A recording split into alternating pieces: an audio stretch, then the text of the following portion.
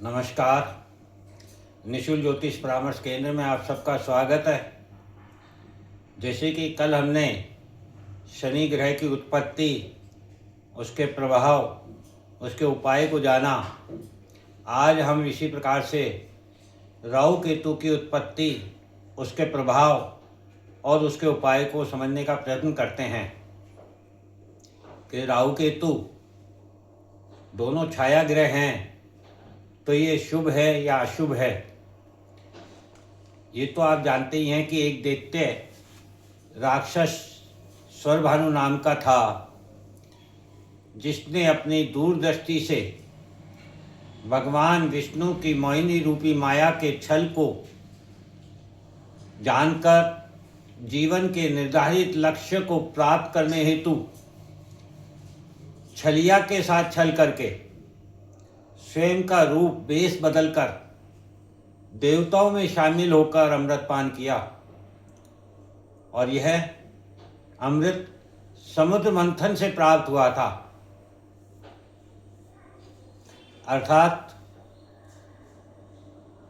यहाँ ये हमें बताना चाहता है, ये क्या क्या सिखाना चाहता है, इसे जानने का प्रयत्न करते हैं। दैत्य, हम सभी में एक दैत्य प्रवृत्ति जरूर होती है।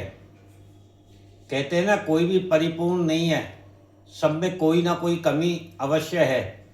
ये जो कमी है, यही दैत्य स्वरूप है। तो हमें सबसे पहले ये समझना है कि अमृत कहाँ प्राप्त होता है। समुद्र मंथन देवता एवं दैत्य दोनों ने साथ मिलकर किया। समुद्र क्या है? हमारा मन। देवता हमारे मन की अच्छाइयाँ और दैत्य हमारे मन की बुराइयाँ। अर्थात मन की अच्छाई और बुराई का मंथन करके हम अमृत प्राप्त कर सकते हैं।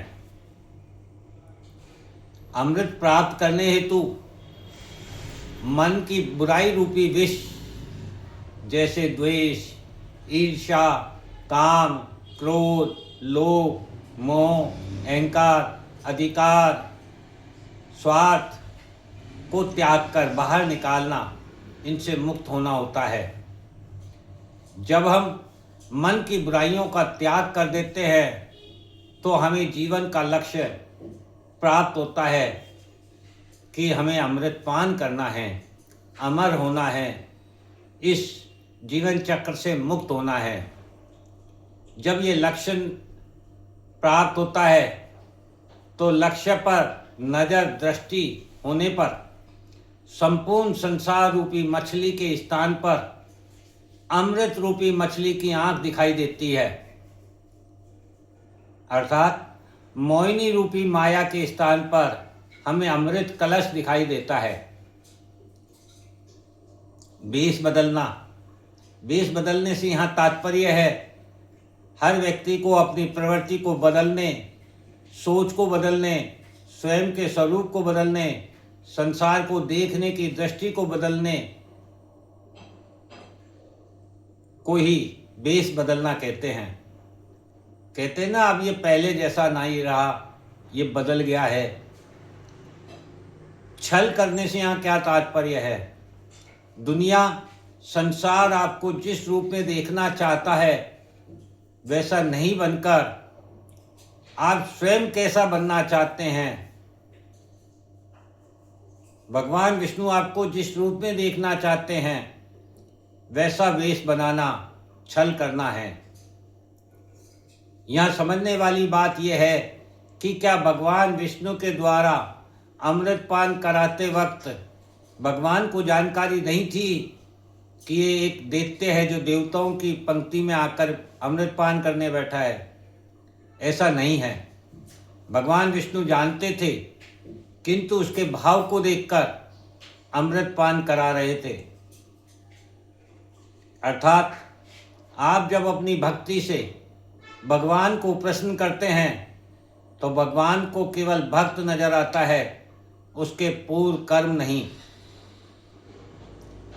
यहाँ कहने का तात्पर्य यही है कि इस माया रूपी संसार में जन्म लेने के बाद भी जो माया से बचकर भगवान को प्राप्त करना चाहता है, भगवान भी उसकी सहायता अवश्य करते हैं।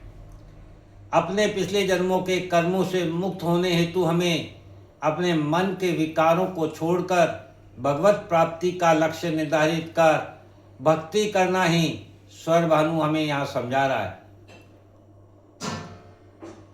तो राहु केतु की उत्पत्ति कैसे हुई?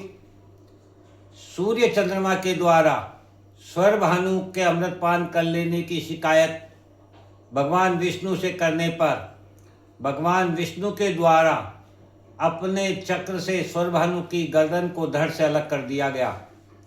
यहीं से गर्दन रूपी राहु एवं धड़ रूपी केतु का जन्म हुआ। गर्दन रूपी राहु क्या है? हमारे मन के सारे विकार गर्दन के ऊपरी हिस्सों में उत्पन्न होते हैं, जो हमारी दृष्टि के द्वारा इच्छाओं को जन्म देकर उनकी पूर्ति हेतु विचारों में विकार उत्पन्न करते हैं। इसीलिए राहु विकारों से परिपूर्ण है, जो भगवत प्राप्ति से दूर करता है। इसलिए राहु अशुभ ग्रह है। राहु के पास इंद्रियां हैं और इंद्रियां हमें सदा पथभ्रष्ट करती हैं। केतु के पास धड़ है, धड़ रूपी केतु। धड़ के पास पांचों इंद्रियां नहीं है, अतः मन में विकार नहीं है। और जहाँ आत्मा और मन शुद्ध हो, वहाँ हृदय में आत्मा वास करती है। वह आत्मा स्वयं को जानना चाहती है और स्वयं को जानना ही भगवत प्राप्ति है, क्योंकि आत्मा परमात्मा का ही अंश है। इसीलिए केतु शुभ ग्रह है। ग्रहण अर्थात शक्ति विहीन होना। सूर्य चंद्रमा को राहु केतु ग्रहण लगाते हैं, अर्थात उन्हें शक्ति विहीन कर देते हैं। इतनी क्षमता राहु केतु को भगवान विष्णु के द्वारा ही प्राप्त हुई है। ग्रहण हमें समझाता है कि जब हम किसी भक्त को भगवत प्राप्ति में बाधक बनते हैं, उसकी तपस्या भंग करते हैं, उसे बदलने का मौका नहीं देते हैं, ऐसा व्यक्ति स्वयं ही शक्ति विहीन हो जाता है। आपने देखा होगा आज के ज़माने में भी आपके आसपास ऐसे बहुत से संत होंगे जिन्होंने मोह माया त्याग कर भगवत प्राप्ति के लिए भक्ति और साधना की है। किंतु हम दैत्य रूपी मानव उस भक्त को, उस संत को उस माया में लाने के लिए उनकी सुविधाओं में वृद्धि करते चले जाते हैं। कभी उनके लिए आश्रम बनवा रहे हैं, कभी उनके लिए सिंहासन बनवा रहे हैं, कभी उन्हें गाड़ी का सुख प्रदान कर रहे हैं, कभी उन्हें एसी का सुख प्रदान कर रहे हैं और वापस पुनः उन्हें इसी मोह माया में आकर्षित कर रहे हैं। तो ऐसा व्यक्ति जो किसी संत को भक्ति के मार्ग में अवरोध उत्पन्न करता है, माया का लोभ लालच उत्पन्न करता है, माया की तरफ आकर्षित करता है, ऐसा व्यक्ति स्वयं ही शक्ति विहीन हो जाता है। एक मुहावरा भी है, गुरु गोविंद दऊं कड़े कागे लागू पाओ, बलिहारी गुरु आप ही ने तो गोविंद दियो बताए। भगवान ने गुरु को स्वयं से भी उच्च स्थान दिया है। यहाँ गुरु से तात्पर्य उस व्यक्ति से है जो भक्त को भगवत प्राप्ति का मार्ग दिखाता है, उसकी राह प्रशस्त करता है। ऐसा वही व्यक्ति कर सकता है, वही गुरु कर सकता है जो स्वयं भक्ति के महत्व को जानता है। इसलिए इस संसार में राहु केतु की उत्पत्ति हमारे ही अपने मन और हृदय में विराजमान आत्मा के द्वारा होती है। हमारे मन में उत्पन्न विकार ही राहु है और आत्मा की शुद्धिकरण मुक्ति ही केतु है। इस प्रकार से हम राहु केतु को शुभ और अशुभ ग्रह समझ सकते हैं और उनका अपने जीवन में सही सदुपयोग करके इस विश्व मुक्ति प्राप्त कर सकते हैं, माया रूपी विश्व से, जन्म मरण के चक्र से मुक्ति प्राप्त कर सकते हैं और भगवत प्राप्त कर सकते हैं।